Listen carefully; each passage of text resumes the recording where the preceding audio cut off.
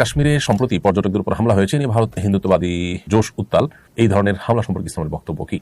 প্রথম কথা হলো যে এই ধরনের হামলা পরিকল্পিতভাবে মুসলমানদের উপরে দায় চাপানোর জন্য অথবা ভারতের যে ওয়াকফ আইন নিয়ে সারা দেশ উত্তাল হয়েছে সেটা বন্ধ করার জন্য কোনো রকম অপচেষ্টা গভর্নমেন্ট করছে কিনা সেটা অবশ্য বলা কঠিন। সেটা হওয়ার সম্ভাবনা খুব জোরালো।